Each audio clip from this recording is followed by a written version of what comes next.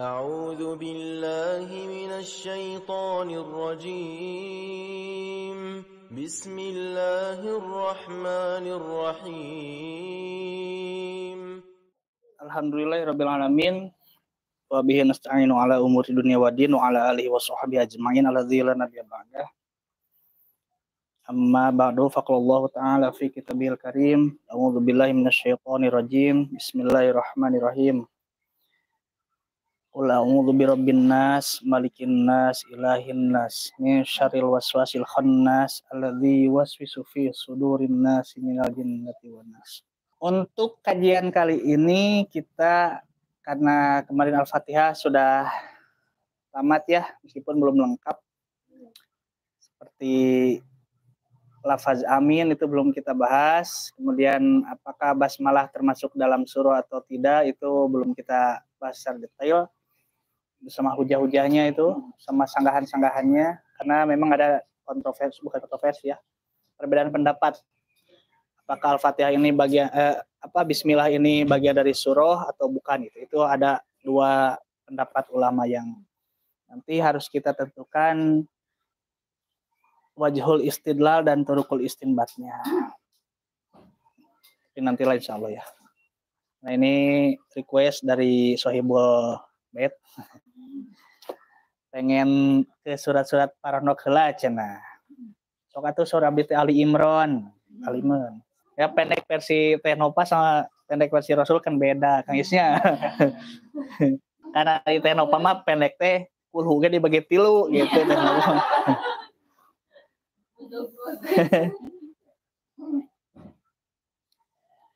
Surah An-Nas ini merupakan surah Makkiyah ya. Apa Makkiyah teh dulu itu? Anu poho di teknik. Jadi sekali lagi saya tekankan ini Makkiyah Madaniyah ini bukan masalah tempat ya, tapi masalah waktu. Jadi surah Makkiyah itu bukan surah yang turun di Mekah, bukan. Tapi surah yang turun sebelum ya, Rasulullah hijrah ke Madinah. Sementara surah Madaniyah bukan surah yang turun di Madinah, bukan. Tapi surah yang turun ya, setelah Rasulullah hijrah. Jadi sangkut pautnya sekali lagi bukan tempat tapi waktu. Karena akan ada surah yang turun di Mekah tapi termasuk surah Madaniyah karena Rasulnya itu sudah hijrah. Itu sering saya bahas ya supaya lurus persepsinya. Nah ini surah An-Nas ini adalah surah Makkiyah yang turun sebelum Rasulullah hijrah ke Madinah. Turun setelah surah apa? Ada yang tahu? Surah An-Nas ini surah yang turun setelah surah yang tahu? Al-Falaq ya. Setelah surah Al-Falaq.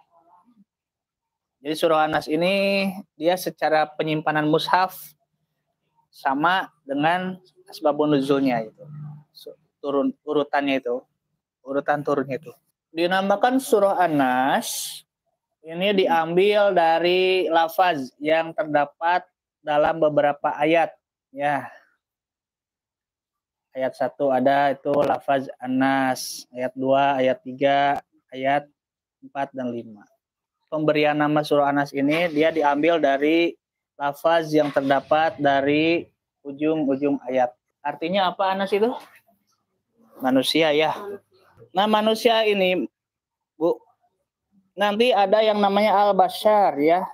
Ada al-insan. Ada juga Banu Adam. Artinya manusia juga. Ada al-insu. Banyak ya istilah itu. Ada an-nasya. Baik Anas, al-bashar, al-insan, ibnu Adam, al-insu, an-nasya ini artinya sama-sama saja. Wong. Iya, manusia ya. Cuma nanti ini pemaknaannya, penempatan kata manusianya itu sebagai apa gitu loh. Kalau Anas, penyebutan kata Anas untuk manusia itu ini biasanya digunakan untuk menandakan manusia itu sebagai makhluk sosial. Jadi kalau manusia dilihat dari sisi sosialnya, dia disebut Anas. Kalau manusia dilihat dari sisi biologis, dari gen, fisik ya, itu Al-Bashar menggunakannya. Seperti dalam surah Al-Kahfi ayat terakhir. Qul innama ana basyarun mislukum yuha ilayya.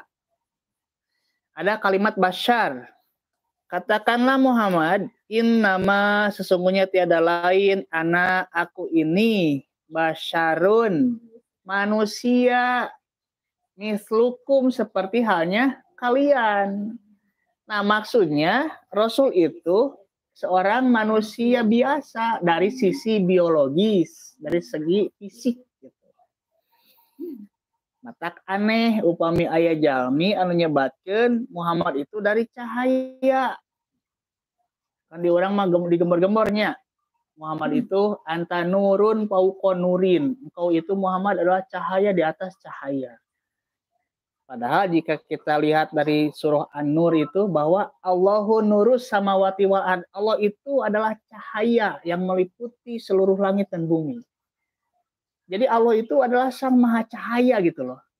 Nah, kali-kali di orang digemborkeun engkau Muhammad itu nurun fauqa nurin, cahaya di atas cahaya, berarti secara logika Muhammad itu mereka tempatkan di atas Allah.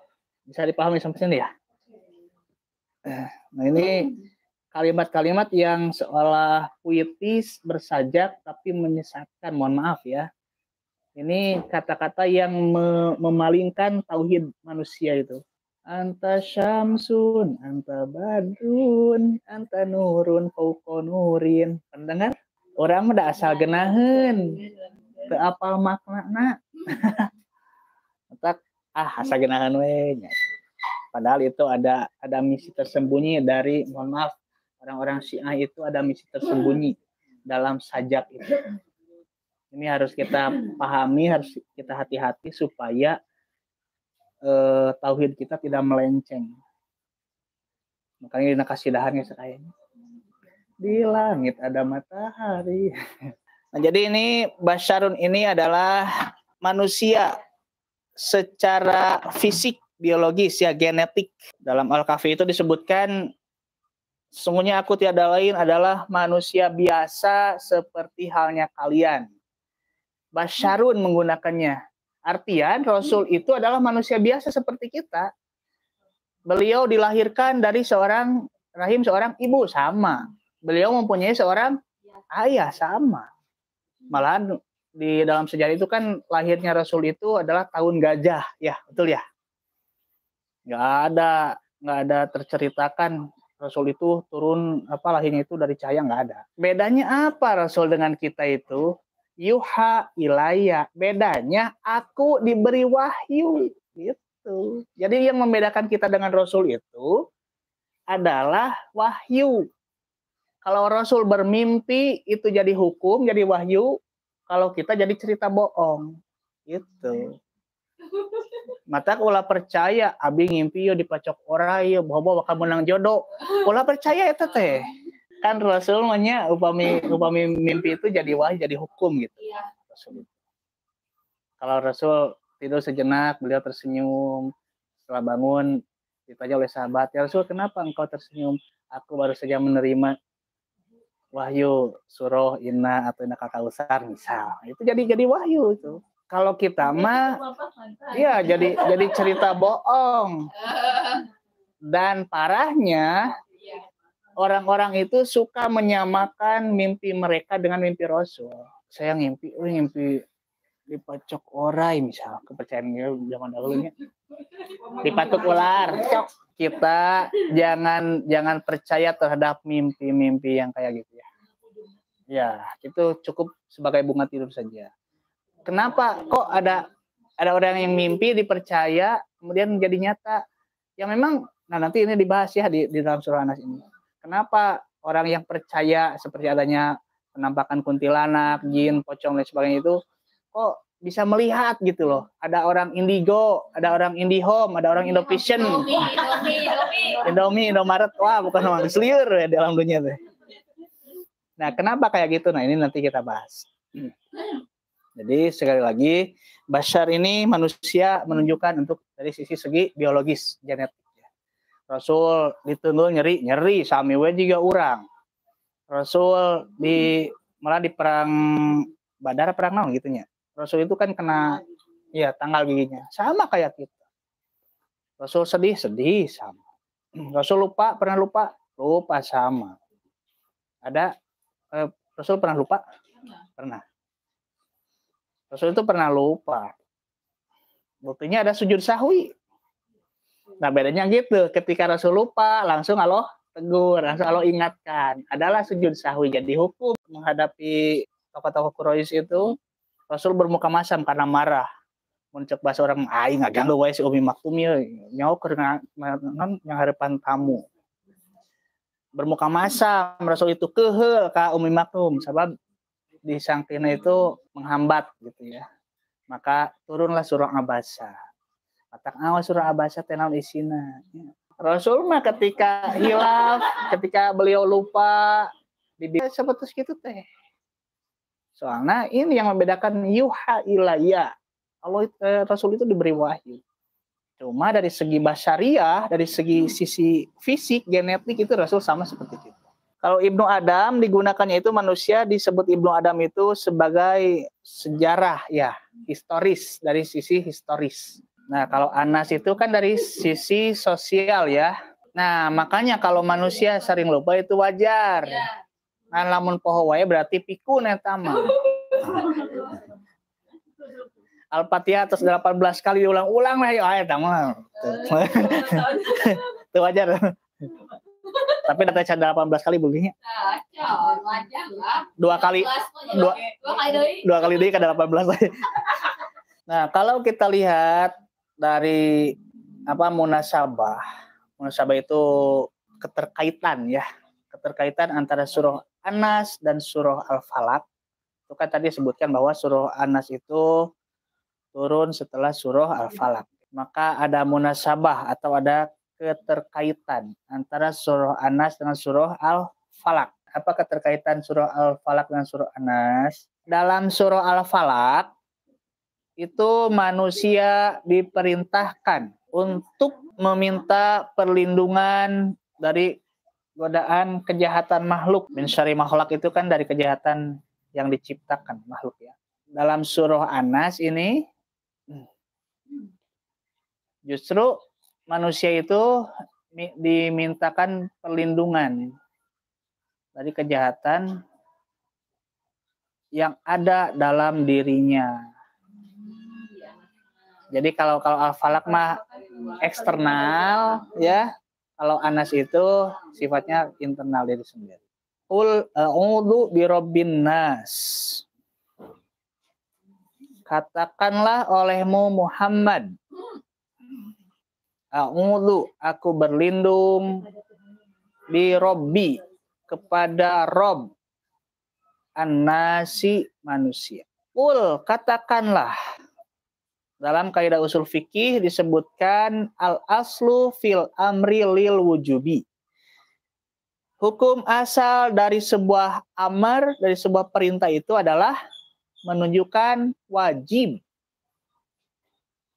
Ya. Ini kan kalimat perintah ya. Nah, hukum asal dari kalimat perintah itu menunjukkan wajib.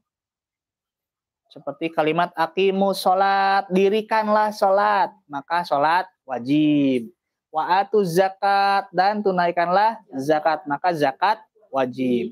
Nah ini pun sama, ucapkanlah aku berlindung kepada Rob manusia, berarti meminta perlindungan kepada Rob manusia itu hukumnya wajib. Gitu. Jadi upami aya gogoda boh ti eksternal, boh ti internal, ieu teh wajib meminta perlindungan teh bukan ka dukun, bukan ka paranormal, bukan. Tetapi kepada Rob manusia, atau dalam surah Al-Falaq kepada Rob Al-Falaq. Saha maksana Rob manusia teh? Tah gitu. A'udzu ini dari kalimat audun. Masih ingat ya tafsir ta'awuz kemarin itu? Jadi audun itu secara arti dasar ya, berpindah dari tempat yang berbahaya ke tempat yang dirasa aman. Seperti budak di heurean ya ku babaturanana nepi ka gemek misal di Jaweran sampai ka Beureum ya sampai ka Rawing. Nah, anak itu mengadu kepada orang tuanya. Nah, itu audun. Audun itu seperti itu.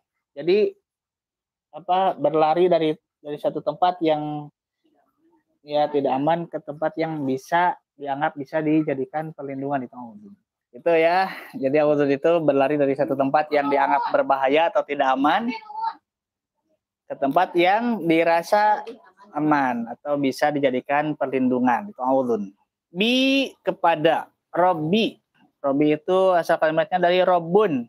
Kemarin dalam tafsir surah Al-Fatihah ayat 2 sudah dibahas ya. Tapi ini sekilas saja bahwa Robun itu adalah yang mengurus. Makanya kalau kalimat Robun itu pasti akan bersandar ke kalimat selanjutnya. Karena butuh objek gitu loh. Mengurus apa? Harus jelas ya. Ya, dalam surah Al-Fatihah, Rabbul Alamin. Yang mengurus apa? Mengurus alam. Jadi kalau kalimat Rabbun pasti akan menjadi akan membutuhkan objek. Istilahnya dalam ilmu nawiyah itu mudhof, Rabbun itu dan kalimat selanjutnya mudhof ilaih yang disandarinya. Yang mengurus apa dalam ayat ini adalah An-Nas. Berarti Allah itu yang mengurus manusia. Nah, kenapa Allah disebut Robbonas? Karena Allah lah yang mengurus manusia ya. Dari alam ruh, alam rahim, sampai alam dunia, alam kubur. Itu Allah yang telah mengurus manusia itu. Kemarin kan bab hidayah sudah dijelaskan ya, kenapa Allah disebut Rabbul Alamin atau Rabbun Nas itu yang mengurus. Karena jika tidak ada sifat Rabbun Nasnya Allah itu, manusia tidak akan bisa hidup. Manusia diberikan hidayah 4 macam itu. Waktu nangis, waktu lapar, masih bayi, cuman bisa oak-oak nangis. Manusia dikeum dina rahim, di air ketuban selama 9 bulan. Kenapa bisa hidup? Karena ada Robbunasnya, sifat Robbunah ini. Soalkan po mengem dina ember 2 bulan gini punya. Tong cengkat-cengkat kira sok 2 bulan na ember. Wah kuat. Nah, bayi mah 9 bulan dikeum itu direndam di ketuban itu. Kuat bisa hidup dia. Karena ada ini yang mengurus manusia itu, Robbuna, sifat Rob Allah itu. Kan ini ketuban namanya uniknya. Ibuna makan rujak, makan seblak setan, makan cilok iblis misal. Aya nama mama susannya bakso mercon. Aya nama makanan teh sararem namina teh seblak setan, cilok iblis. Oke, bakal aya seblak genderuwo. Itu kan pedas ya. Pedas super itu beras itu.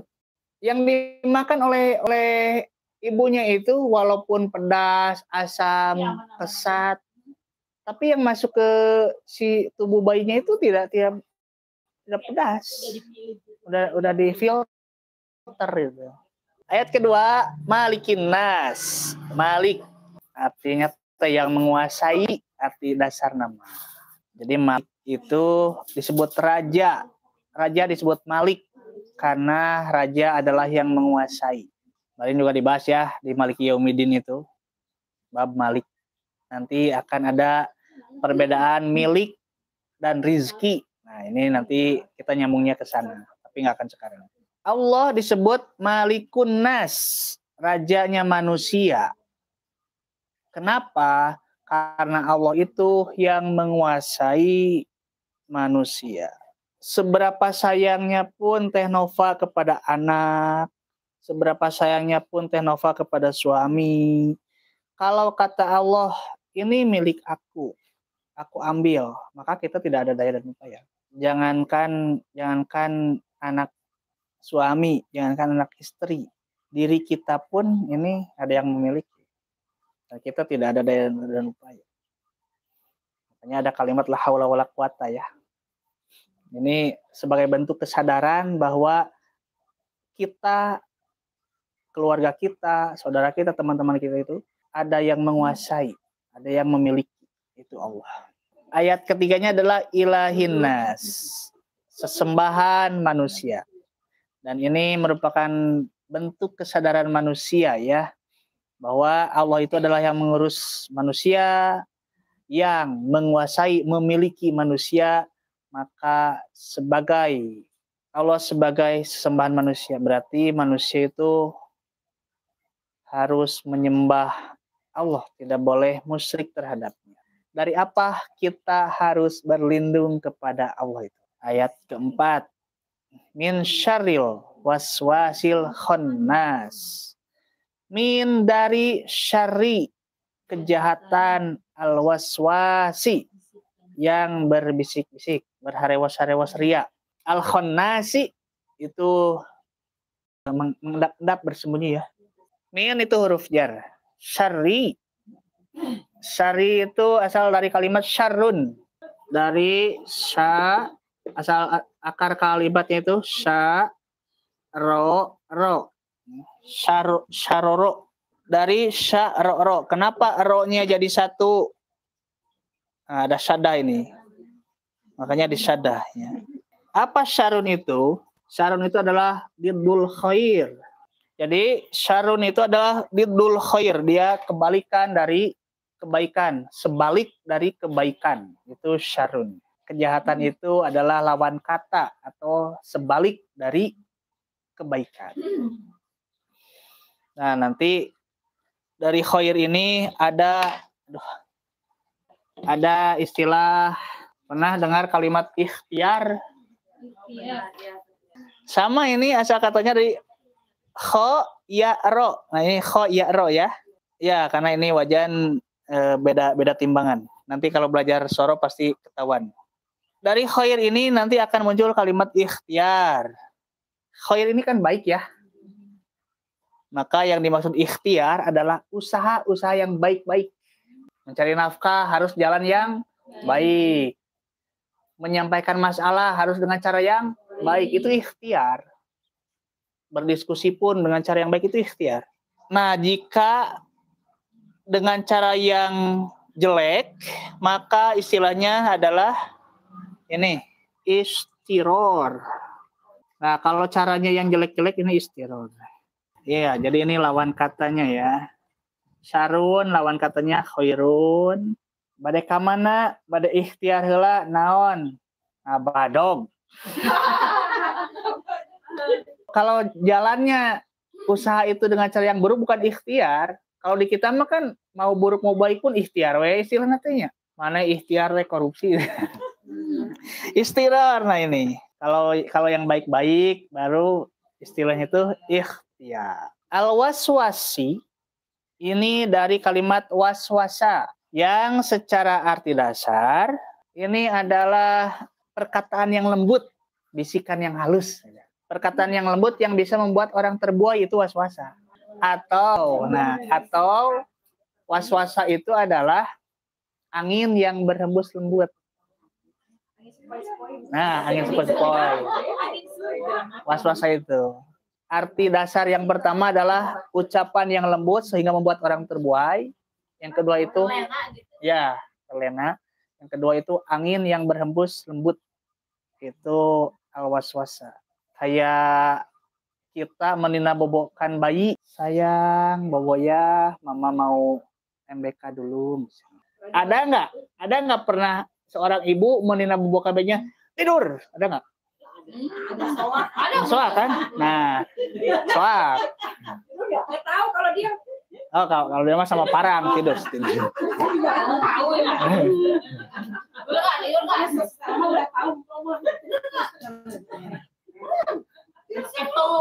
bilang tidur. Gitu.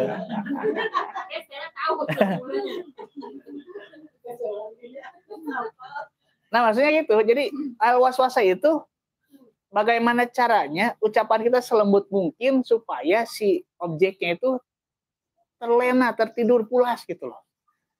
Atau kalau kita ada angin pun kan angin kalau sepoi-sepoi bikin kita gitu kan. Iya. Iya, teh nopal mah tong bojeng aya angin, teu aya angin ge asal ngaos pasti nunutan. Tergantung ustaz. Tapi kalau boleh lihat mah asal aya makanan semangat. Buat kelengan aku makanan. Gitu. Itu aya saya. Nah, jadi waswasa itu seperti itu, seperti ucapan yang lembut atau angin yang lembut sehingga menyebabkan si objeknya itu terlena ngantuk gitu. Itu al-waswasa. Setan disebut al-waswasa karena dia tugasnya membisikkan dengan selembut mungkin supaya manusia itu terlena, supaya manusia itu berada dalam ketidaksadaran bahwa dia melakukan salah, dia melakukan dosa, kesalahan dan lain sebagainya. Itu al-waswasa. Lemah lembut sehingga menyebabkan manusia lupa gitu ya. Bobok kata ingatnya. Al-Khonnas ini dari khonun sin, khonasa asal kalimatnya itu. Yang secara arti dasar adalah bersembunyi, nyumput. Di Arab, orang yang hidungnya pesek itu disebut al-akhnas. Sama khonun sin, akhnas. Kenapa? Karena hidungnya bersembunyi di balik pipinya yang tembem. Iya, kecuali yang kulit hitamnya itu ya. Pernah baca surah At-Takwir? Cing sok. Fala uqsimu bil khunnas. Ada kalimat khunnas. Ya. Sama kho nun sin. Betul ya? Apa artinya di sana? Bintang-bintang. Kalau dalam Anas ini al-khonnas disebutkan yang bersembunyi. Sementara dalam At-Takwir disebutkan artinya itu bintang-bintang. Padahal secara gramatika bahasa Arab, kalau susunan kalimatnya sama, berarti artinya tidak jauh beda. Ada makna yang sama gitu. Seperti tadi hidung yang pesek, ahnas, karena nyumput, sami nyumput. Nah, bintang disebut al-khunnas, karena bintang itu ketika siang dia bersembunyi. Jadi sama arti dasarnya mah sembunyi ini teh, khunnas teh. Mau ahnas, mau khunnas, mau apa al-khunnas itu sama. Nanti ditempatkan ahnas majang hidung, khunnas majang bintang. Sedikit lagi ya, ini pemahaman mufradatnya sampai tamat lah ayat 6. Nanti kita bahas tafsirnya kemana ini. Pertemuan Selasa yang akan datang. Alladzi yang yuwaswisu, dia berbisik-bisik, sama ya dari waswasa juga itu. Fi di dalam, fi itu di dalam. Suduri ini jamak, bentuk jamak kalau dalam bahasa Indonesia itu. Dari kata sodrun. Sodrun itu satu, ya dadanya satu. Kalau dadanya dua, sodroni. Kalau dadanya banyak, sudurun, suduri. Secara arti dasar, sodrun itu adalah depan. Dada disebut sodrun karena posisinya di depan. Karena kalau kita lihat bahasa Arab itu, dari sini ke bawah itu sodrun semua. Nanti kita dispesifikasi gitu loh. Mana yang masuk dada, mana yang masuk perut. Gitu. An-nasi manusia. Min dari. Nah ini min ada sama ayat 4 sama ayat 6. Ada kalimat min. Sama ya huruf jar itu. Nanti ini walaupun sama tapi akan beda. Al-jinnati dari golongan jin. Wan nasi dan dari golongan manusia. Kalimat al-jinnati ini asal kalimatnya dari jinnun. Jim nun nun. Ini nih yang harus diperdalam ini bahasa jin. Ya. Al jinnati. Ini dari jim nun nun. Jinnun. Kalimat jinnun, jinnatun ini sama seperti al-khannas. Arti dasarnya itu bersembunyi, ya. Umpat. Surga apa surga bahasa Arabnya? Jannah ya. Nah, jannat sama nih jim nun nun. Pernah dengar kalimat janin? Pernah dengar kalimat majnun? Gila. Ya, majnun ya. Majnun. Nah, Laila Majnun. Pernah dengar hadis asyamu junnatun? Hadisnya itu asyamu. Nah, gitu. Asyamu junnatun. Saum itu perisai. Perisai tahu ya? Perhatikan susunan kalimatnya. Jim nun nun. Jinnatun itu dalam ayat ini ya. Ini surga pun jim nun nun. Jannah. Janin jim nun nun. Gila jim nun nun. Apa ini perisai? Jim nun nun. Susunan kalimatnya sama, artinya atau ada makna yang memang sama, walaupun secara penempatan dia berbeda. Arti dasarnya itu sembunyi. Jin ini sembunyi karena memang tidak terlihat. Kalau jin bisa terlihat, jin itu kan goib ya, jin itu goib. Ini syarat goib nih. Syarat goib itu pertama tidak terlihat, kedua tidak terdengar, ketiga tidak terasa, keempat tidak tercium.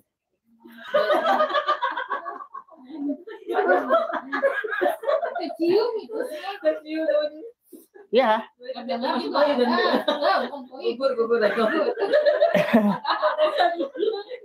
Jadi syarat goib itu ya memang maksudnya tidak terlihat, tidak terdengar, tidak teraba, tidak tercium. Itu syarat goib. Angin terlihat tidak terlihat. Tercium. Tapi terasa. Nah, walaupun tidak terlihat tapi dia terasa, maka gugur dia jadi goib. Kentut terasa? Terasa dong. Terasa dan tercium tuh. Ya. Jadi walaupun kentut tidak terlihat, tapi dia tercium ianya. Kan aya bawa jengkol, bawa toke kan ya.